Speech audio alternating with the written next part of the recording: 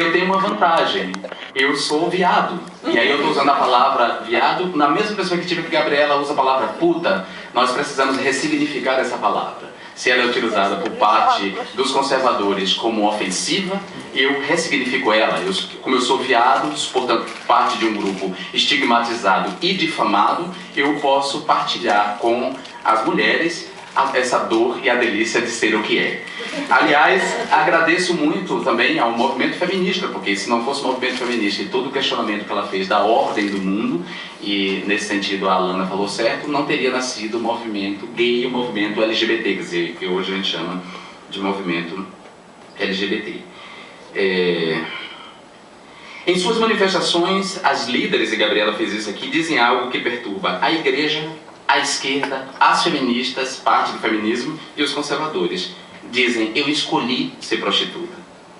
E em seguida passam a reivindicar a regulamentação da profissão e direitos trabalhistas e previdenciários. Não por acaso, muitas se denominam trabalhadoras ou profissionais do sexo, anunciando que elas pertencem ao mundo do trabalho.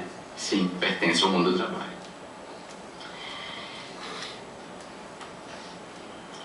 Bom, a luta do feminismo, assim, e eu, desculpa insistir porque a fala da Alana me incomodou bastante, né? A luta do feminismo deveria ser uma luta pela dignidade das mulheres, independente da sua escolha. O feminismo não poderia partir de uma imagem idealizada de mulher, mainstream de mulher, porque no fundo, parte do feminismo acaba fazendo isso quando nega o direito a essa liberdade fundamental de ser, de escolher ser. Por mais que na crítica a Alana tenha dito que ela tem questionado a noção de escolha aí, né?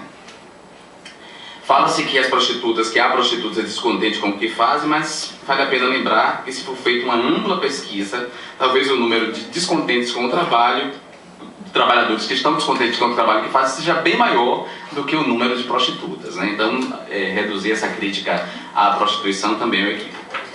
A dignidade das mulheres não repousa no critério das práticas sexuais. Melhor seria admitir que todas as mulheres não têm a mesma relação com seus corpos, e a questão de ser prostituta pode ser uma livre escolha, sim. Gabriela disse isso aqui, e Gabriela não é uma prostituta burguesa da alta esfera. Conheceu, portanto, o proletariado da prostituição. Foi uma proletária prostituta, né? E é dela que vem essa fala. Os homens que frequentam as prostitutas não são todos horríveis predadores sexuais que tratam as mulheres como objetos descartáveis. E é curioso que a Alana tenha ignorado solenemente a prostituição viril. Não há nenhuma menção aos garotos de programa. Ora, é preciso fazer a menção à existência de garotos de programas e à existência de contratação de garotos de programa por mulheres.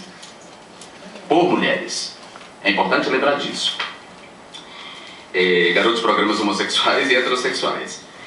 Alana é antropóloga, portanto ela sabe que a sexualidade humana varia de acordo com as sociedades, e dentro de uma mesma sociedade ela varia com a época e com a classe social. Não há uma razão sequer para imaginar que ela vá se amoldar à utopia de uma sexualidade perfeitamente regulada, que me parece que é o que está por trás desse discurso feminista, de parte do feminismo.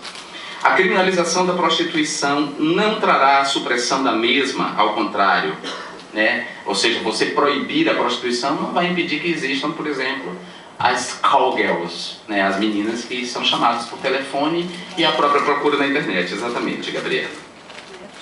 Cada adulto tem o direito de poder fazer ou não o que quiser do seu corpo. Isso também já foi dito aqui. Decretar ilegal aquilo que considera imoral não passa de uma derivação despótica do que seja a visão do que é bom, do que é bem e do que é melhor. O poder político não pode intervir nas práticas sexuais consensuais entre adultos. E, já que a Alana apontou os garimpos, os prostíbulos que estão no norte e no nordeste, a prioridade deveria ser fazer uma luta contra os traficantes de seres humanos, fazer dessa luta uma causa nacional e achar os meios para isso. Portanto, a questão do crime é outra. O crime não está na prostituição, o crime está exatamente nesses aliciadores, nesses exploradores que só exploram porque a profissão não é regulamentada. O projeto de lei que eu proponho, eu já disse, foi construído em parceria com o movimento das prostitutas. É um projeto enxuto, que avança em relação a essa proposta do Código Penal, porque o Código Penal tem uma redação que diz assim, no artigo 183, no que diz respeito à prostituição: obrigar alguém a exercer a prostituição ou impedir ou dificultar que a abandone, pena de prisão de 5 a 9 anos. Primeiro, se alguém não se força ninguém a exercer a prostituição é uma livre escolha. Se você força alguém, você está explorando sexualmente. Então, nesse sentido, meu projeto faz uma distinção clara entre exploração sexual e prostituição. E meu projeto, ao contrário do Código Penal, dialoga com outras definições de exploração sexual previstas em outras leis infraconstitucionais, como o Estatuto da Criança e do Adolescente. Então é fundamental. Da maneira que está, se esse Código Penal fosse aprovado dessa maneira, o juiz poderia entender como exploração sexual o que está dito no Código e ignorar o que está no ECA. E a gente não pode ignorar o que está no ECA, em tudo que diz respeito à exploração sexual de crianças e adolescentes. Então o projeto tem o objetivo não só de retirar da marginalidade as prostitutas, de garantir direitos trabalhistas e previdenciários, de acordo inclusive com o que já foi conquistado no âmbito do Poder Executivo, do Ministério do Trabalho. Dialogar, portanto, esse é um dos objetivos. O segundo é enfrentar a exploração sexual de crianças e adolescentes, que é um mal, como disse Gabriela aqui, que acontece exatamente porque, não sendo regularizados, não sendo reconhecidos como tais, esses espaços de prostituição, essas casas de prostituição que continuam existindo no vácuo da legalidade, apesar de todo o discurso moralista contrário e de toda a proibição, de toda a repressão, as prostitutas não vão poder denunciar, porque elas vão morrer mesmo se elas denunciarem. Além disso, tem um impacto sobre a corrupção policial, se o projeto for aprovado, porque regulamentando, você impede, por exemplo, que os policiais se aproveitem da existência das casas de prostituição no vácuo da legalidade para extorquir os empresários e as prostitutas. Um outro benefício é levar as políticas de saúde da mulher para as mulheres prostitutas, ou seja, até isso as mulheres prostitutas não têm direito, porque ainda que a prostituição não seja crime, a casa de prostituição as prostitutas são estigmatizadas, elas não são criminosas, assim, a lei não criminaliza a prostituição, mas ao criminalizar a casa, acaba incidindo sobre elas mesmas. Então o projeto tem esses dois objetivos que são muito claros. E eu decidi fazer esse projeto não só porque eu sou uma pessoa comprometida com a luta pelos direitos humanos amplo, e aqui eu quero deixar claro que a minha luta, embora eu seja homossexual assumido, a minha luta em favor dos direitos homossexuais está absolutamente articulada com uma luta pelas liberdades individuais, pelos direitos humanos mais amplos.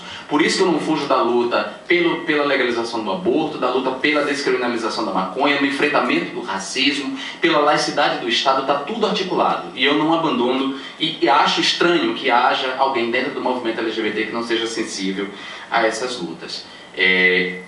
Em parte por isso, em parte porque durante a campanha, durante a nossa candidatura, quando nós éramos candidatos, Gabriela foi candidata, a gente se encontrou num debate, eu e a Gabriela, e eu disse para ele: olha, se eu não fosse candidato, eu votaria em você.